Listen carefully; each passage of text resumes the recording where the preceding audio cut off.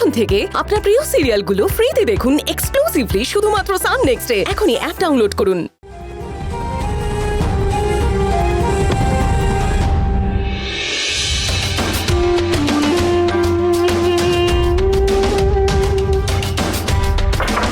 Rebati aunty, আমায় ডেকেছিলে?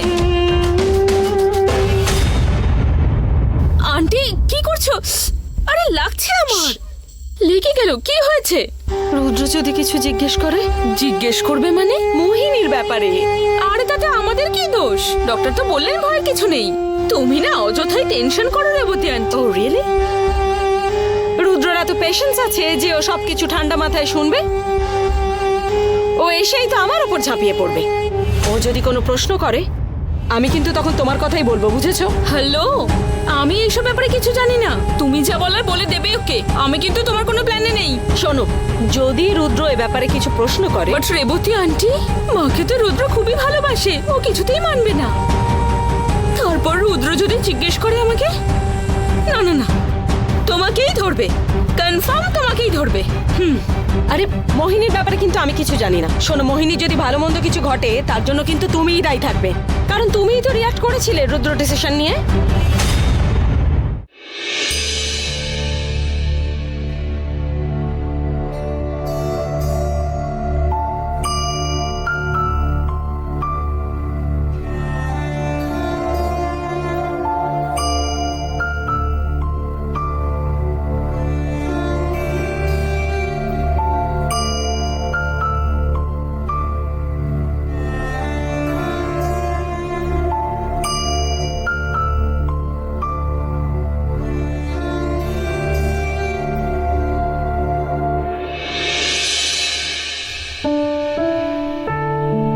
দেখে কি বলেছে ডাক্তার?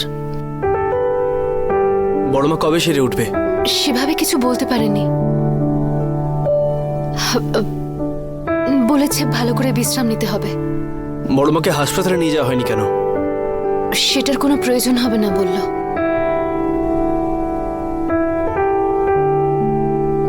ইঞ্জেকশন দেওয়া হয়েছে নাকি? হ্যাঁ। কি করে হঠাৎ করে পড়ে গেল? আপনি বাইরে চলে যাবার পরে বড় মা পড়ে গেছিল।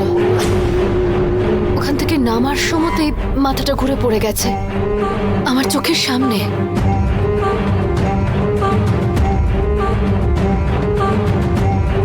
ওপরে কার ঘরে গিয়েছিল বড়মা? আমার মনে হয় সোহা ম্যাডামের ঘরে গেছিলেন বড় মা কথা বলার জন্য।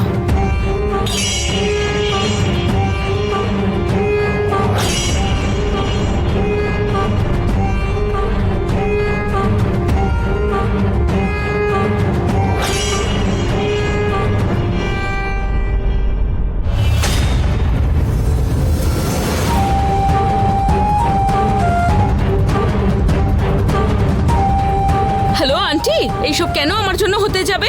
I am not a silly person, well educated আমি, ডাবল গ্রাজুয়েটেড আমি।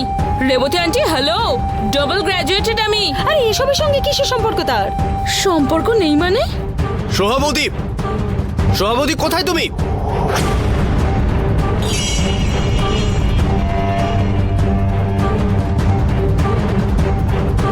সোহাবতী! কেন, কি হয়েছে বলতো? সোহাবতী কোথায়? আমার দরকার আছে তাই ডাকছি। সোহাবতীকে ডাক তুই। কি হয়েছে?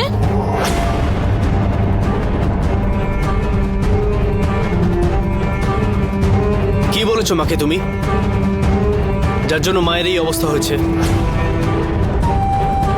কি মা? মা নয়, বড় মার কথা বলছে রুদ্র, তাই না রুদ্র? মিসেস পাঠেকার, আমি আমার মায়ের কথা বলছি, কারণ বড় মাই আমার মা। বৌদি, তুমি বড় মাকে কি বলেছো? আমি আমি আবার কি বলতে যাব? আমি ভালো করেই বুঝতে পারছি ওই ব্যাপারটা নিয়ে তুমি বড় মাকে টার্গেট করেছো। আমি না তোমাকে খুব ভালো করে চিনি। মোহিত, তুমি দাঁড়িয়ে দাঁড়িয়ে আমার অপমান সহ্য করছো? হ্যাঁ, ও আমায় এইসব বলছে আর তুমি চুপ করে দাঁড়িয়ে আছো। তুই কোনো কথা বলবি না। পরিষ্কার করে বলো বড় মাকে কি বলেছো তুমি? যাতে এরকম অবস্থায় পড়ে আছে বড় মা। যদি এদিক ওদিক কিছু একটা হয়ে যায় তোমাকে বাড়ি থেকে বের করে দেবো আমি। How dare you! তুমি আমায় এইসব বলতে পারো না, আমি কিচ্ছু করিনি। রুদ্র, তুই এইভাবে দোষ চাপাচ্ছিস কেন ওর ঘাড়ে? তুই কি ওকে সন্দেহ করছিস নাকি? আমি তোমার সঙ্গে কোনো কথা বলছি না মিসেস পাটেকর। তুমি সত্যি কথাটা বলবে না, তাই তো? যাও, বেরিয়ে যাও। Just get out. সকালে বাবা তোমার সিদ্ধান্তে রাজি হয়নি বলে উনি মিনির এডুকেশনটা মেনে নেননি আর স্টপ করে দিয়েছেন বলে সেটাই তোমার ইগো হার্ট হয়েছে। সেই রাগটা এখন আমার উপর দেখাচ্ছ। Just get out. না, যাবো না। আমার সঙ্গে এইভাবে তুমি কথা বলতে পারো না। আর আর আমি কেন এই বাড়ি ছেড়ে যাব? যা মুখে আসছে তাই বলে যাচ্ছ আমায়। তাহলে আসল দোষীকে শোনো।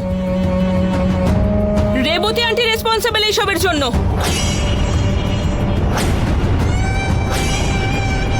ওনাকে বার করো এই বাড়ি থেকে।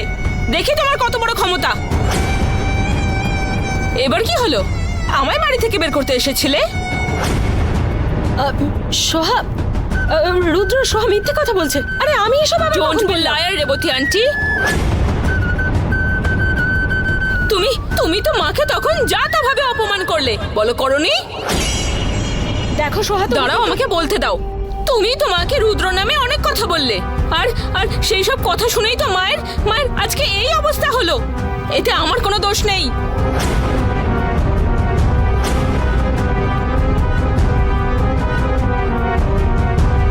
মিসেস পাটেকর, তোমার সাহস কি করে হলো বড় মাকে এসব কথা বলার? নিজের ফায়দার জন্য তুমি যা খুশি করে এসছো। তোমাকে এতদিন কিছু বলিনি, তার মানে এই নয় যে আজও বলবো না। জন্ম দিলেই শুধু মা হওয়া যায় না, যে লালন পালন করে সেই মা হয়। আর আমি বড় মাকেই নিজের মা বলে মানি। আর একটা কথা বলছি, যদি কেউ এ বাড়ির বড় মাকে কোনো ভুলভাল কথা বলো, তাকে কিন্তু আমি ছাড়বো না। হ্যাঁ,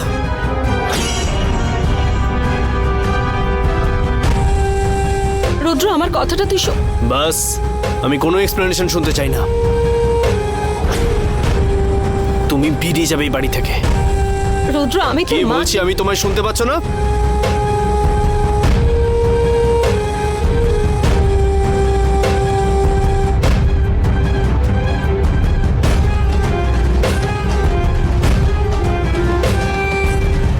বড় মা, বড় মা, বড় মা, একবার চোখ খুলুন না। বড় মা, বড় মা, আপনি উঠুন না। রুদ্র স্যার ভীষণ রেগে গেছেন। রেবতী ম্যাডামকে আজকে বাড়ি থেকে বের করে দেবে বলছে।